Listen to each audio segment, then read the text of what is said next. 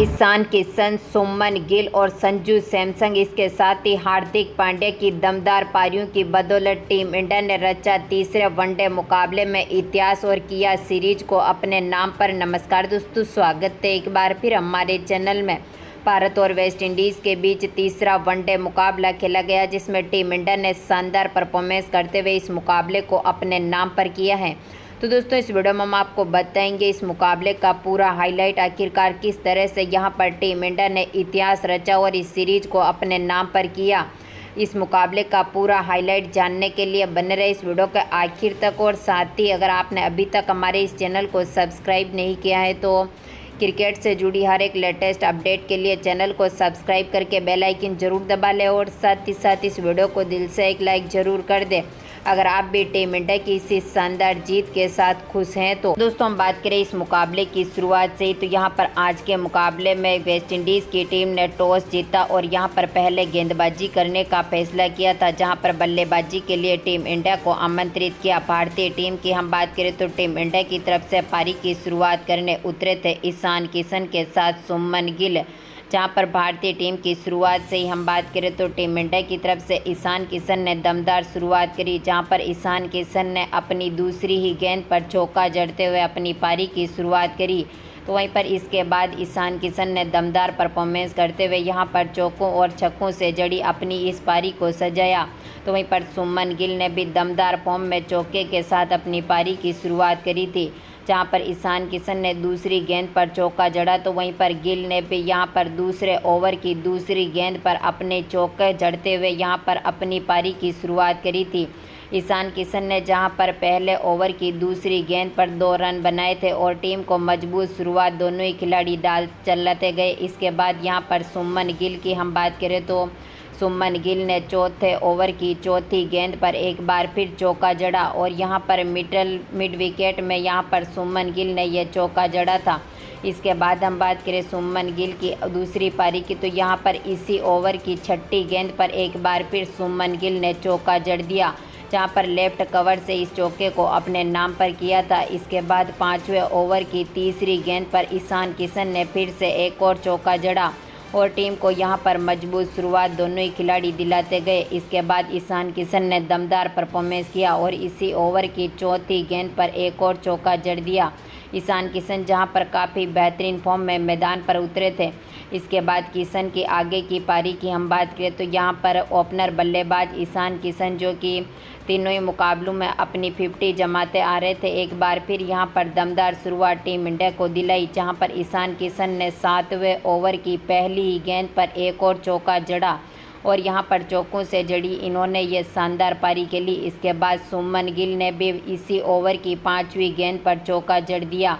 इसके बाद सुमन गिल जब पारी को संभालने लगे तो गिल की पारी में भी काफ़ी दम दिखा था, जहां पर सुमन गिल ने 8वें ओवर की पहली गेंद पर एक और चौका जड़ा और यहां पर सुमन गिल की दूसरी पारी की हम बात करें तो यहां पर 8वें ओवर में उन्होंने यहां पर 3 चौके जड़े थे, जहां पर दूसरी गेंद पर, इसके बाद चौथी गेंद पर भी चौका जड़ा। इसके बाद ईशान किशन की हम बात करें तो किशन ने यहां पर 10वें ओवर की तीसरी और चौथी गेंद पर शानदार छक्का और चौका जड़ा। तो वहीं पर 11वें ओवर की छठी गेंद पर भी किशन ने चौका जड़ा।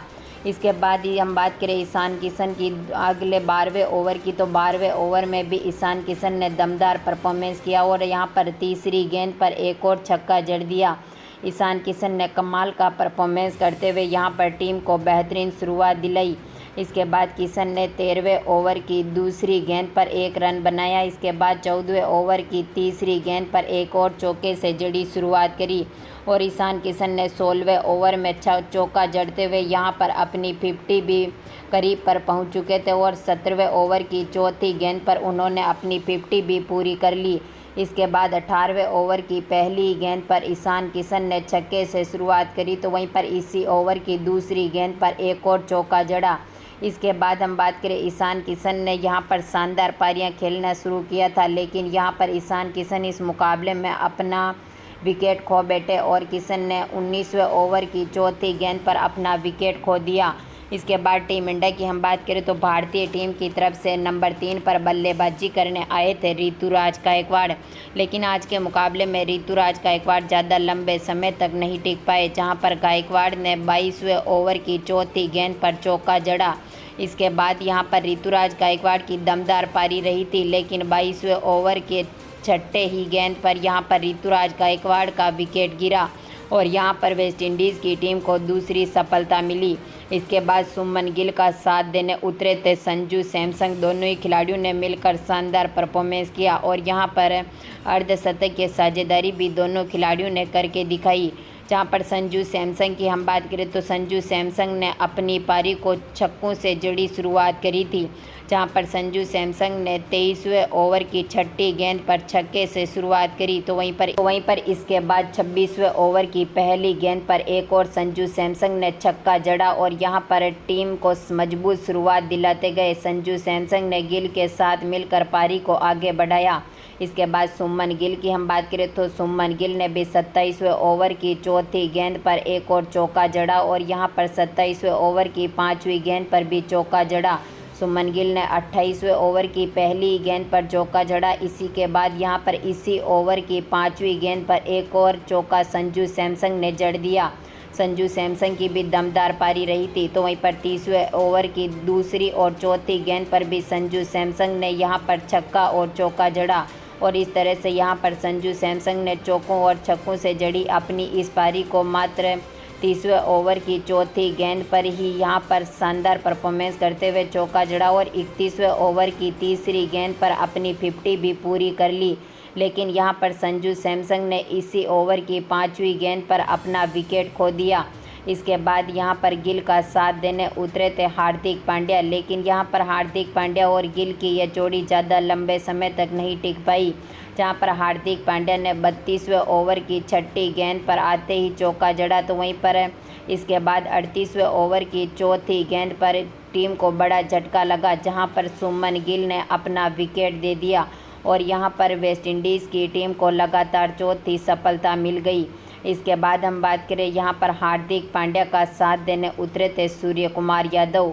दमदार परफॉर्मेंस करते हुए सूर्य कुमार यादव ने भी आज के मुकाबले में कमाल की पारियां खेली, जहां पर हार्दिक पांड्या ने 40वें ओवर की छठी गेंद पर चौका जड़ा था, तो वहीं पर इसके बाद 41वें ओवर की तीसरी गेंद पर छक्का जड़ते हुए यहां पर टीम को बेहतरीन स्कोर तक पहुंचा दिया।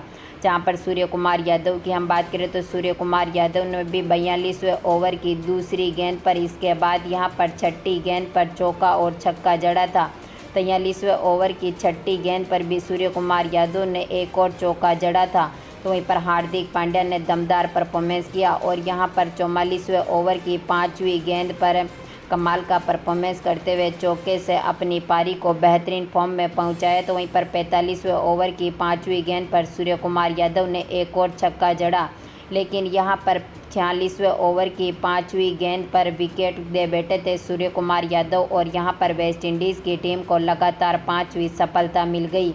इसके बाद हार्दिक पांड्या ने पारी को संभाला। 47वें ओवर की तीसरी गेंद पर छक्का, तो वहीं पर 48वें ओवर की दूसरी गेंद पर छक्का जड़ा और इस तरह से यहां पर 48वें ओवर की चौथी गेंद पर आते आते हार्दिक पांड्या ने भी अपनी 50 पूरी कर ली।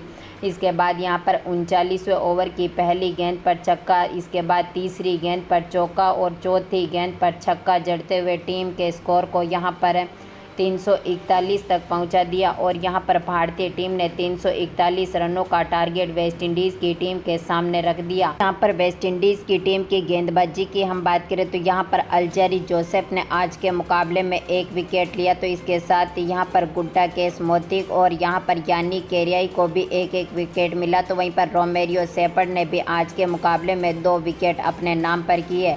जहां पर 351 रनों के टारगेट का पीछा करने उतरी वेस्टइंडीज़ की टीम की हम बात करें तो इस टीम की तरफ से पारी की शुरुआत करने उतरे थे ब्रेंडन किंग के साथ काइली मेयर, जहां पर दोनों ही ओपनर्स ने यहां पर वेस्टइंडीज़ की टीम को निराशाजनक शुरुआत दिलाई थी, जहां पर ब्रेंडन किंग्स अपना खाता भी नहीं खोल सके थे। मुकेश कुमार ने पहले ओवर की 5वीं बॉल पर ऑफ स्टंप के बाहर डाली थी।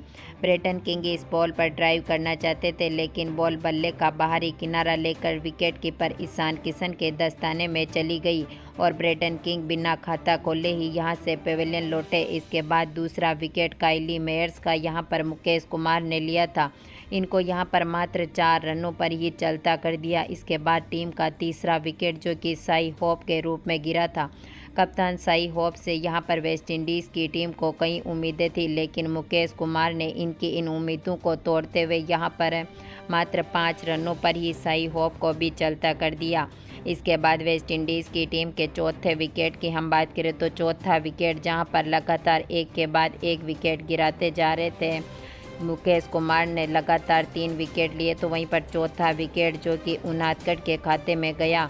जयदेव उनादकट ने कमाल का परफॉर्मेंस किया। केसी कार्टी को यहां पर मात्र 6 रनों पर ही चलता कर दिया।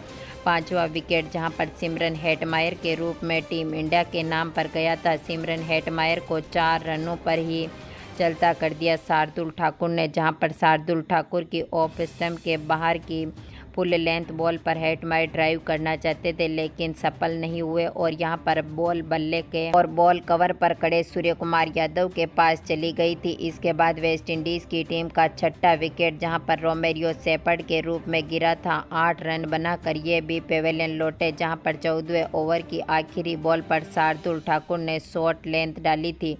शेपर्ड पुल करना चाहते थे, लेकिन डीप वर्कवर्ड यहां पर स्क्वायर की दिशा में बॉल की बाउंड्री से बाहर नहीं पहुंचा सके और उनादकट को यहां पर कैच दे बैठे और यहां पर वेस्टइंडीज़ की टीम के लगातार 6 विकेट गिरे, जहां पर 19 ओवर में 6 विकेट खोने के बाद वेस्टइंडीज़ की टीम एक समय पर 68 रनों तक पहुंच पाई, लेकिन इसके बाद पारी को संभाल रहे थे यहां पर एलिक एथनाजा के साथ यानी केरिया, जो कि ठीक ठाक फॉर्म में मैदान पर दिखे थे। दोनों खिलाड़ियों ने यहां पर पारी को आगे बढ़ाना शुरू किया था, लेकिन यहां पर वेस्टइंडीज़ की टीम का इसके बाद 7वां विकेट गिरा था एलिक एथनाजा के रूप में, जहां पर एलिक एथनाजा ने पारी को शानदार फॉर्म में पहुंचाया था। यहां पर 32 रन उन्होंने बना दिए थे, लेकिन कुलदीप यादव ने यहां पर ऑफ स्टंप के पास कुंगली डाली जो लेट टर्न हुई और एथनाजा बॉल की स्पीड नहीं समझ सके और यहां पर बोल्ट हो गए। इसके बाद टीम का 8वां विकेट जहां पर यानी केरियाई के रूप में गिरा था, जिन्होंने यहां पर 19 रनों की शानदार पारी खेली थी, लेकिन यहां पर वह फ्लब हुए और कुलदीप ने यहां पर मिडल स्टंप की फुल लेंथ बॉल फेंकी और केरियाई यहां पर LBW हो गए। इसके बाद वेस्टइंडीज़ की टीम की तरफ से पारी को संभालने उतरे थे अल्जारी जोसेफ के साथ कुड्डा केसमोती। दोनों ही खिलाड़ियों ने पारी को आगे बढ़ाना शुरू किया और टीम को बेहतरीन स्कोर तक पहुंचाया था, जहां पर अल्जारी जोसेफ ने शानदार परफॉर्मेंस करते हुए चौके के साथ ही छक्के के साथ शुरुआत करी, तो वहीं पर कुड्डा केसमोती ने भी शानदार चौकों से अपनी पारी को आगे बढ़ाना शुरू किया।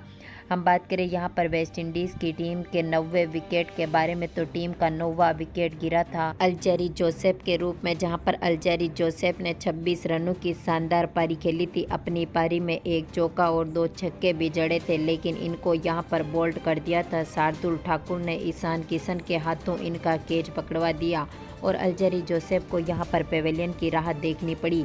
इसके बाद कुड्डा केसमोती और जेडन सिल्स ने पारी को आगे बढ़ाना शुरू किया था, लेकिन यहाँ पर टीम इंडिया की शानदार गेंदबाजी की बदौलत यहाँ पर वेस्टइंडीज़ की टीम ने अपना 10वां विकेट भी खो दिया और यहाँ पर वेस्टइंडीज़ की टीम पूरी तरह से ऑल आउट हो गई। यहाँ पर 150 रनों के पार जाते ही टीम इंडिया ने वेस्टइंडीज़ की टीम के सभी विकेट ले लिए और भारतीय टीम ने इस मुकाबले में ऐतिहासिक जीत दर्ज करते हुए इस मुकाबले को अपने नाम पर कर लिया है। तो दोस्तों यहाँ पर वेस्टइंडीज़ की टीम को टीम इंडिया ने पहले टेस्ट मुकाबले में हराया, अब वनडे मुकाबले में भी करारी हार का सामना टीम इंडिया के सामने यहाँ पर वेस्टइंडीज़ की टीम को करना पड़ा है। तो दोस्तों आपके हिसाब से T20 मुकाबले के बारे में आपकी क्या राय है? क्या टीम इंडिया यहाँ पर वेस्टइंडीज़ की टीम को उन 5 मुकाबलों की T20 सीरीज में भी क्लीन स्वीप कर पाएगी? अपनी कीमती राय कमेंट बॉक्स में ज़रूर दें। धन्यवाद।